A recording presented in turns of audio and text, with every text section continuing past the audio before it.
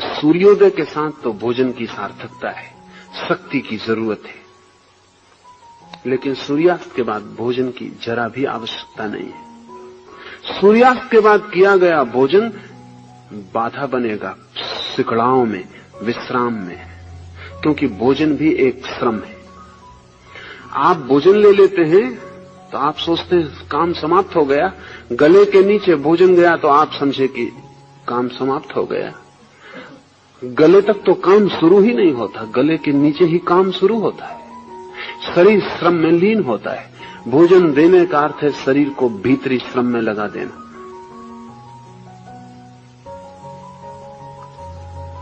भोजन देने का अर्थ है कि अब शरीर का रोआ रोआ इसको पचाने में लग जाएगा।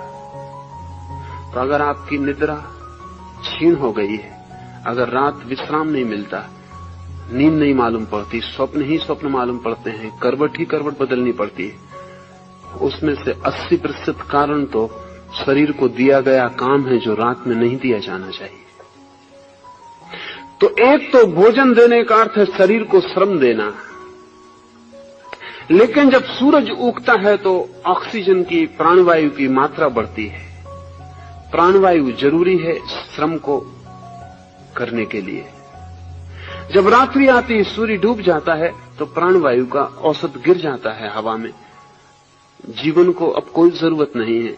कार्बन डाइऑक्साइड का, कार्बन द्विऔषित का मात्रा बढ़ जाती है, जो कि विश्राम के लिए जरूरी है। जान के आप हैरान होंगे कि ऑक्सीजन जरूरी है भोजन को पचाने के लिए।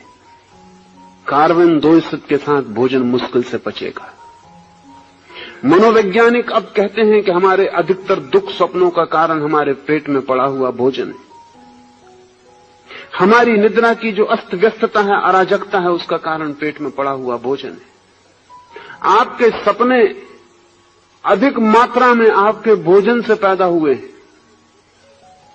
आपका पेट परेशान है, काम में लीन है, दिन भर चुक गया, काम का समय बीत गया और अब भी आपका पेट काम में लीन है। बाकी हम तो अद्भुत लोग हैं, हमारा असली भोजन रात में होता है, बाकी तो दिन भर हम काम चला लेते हैं। जो असली भोजन है, बड़ा भोजन, डिनर, वो हम रात में लेते हैं।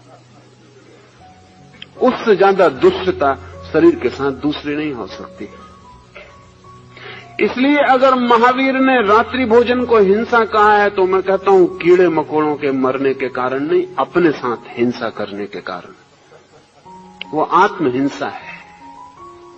आप अपने शरीर के साथ दुर्व्यवहार कर रहे हैं।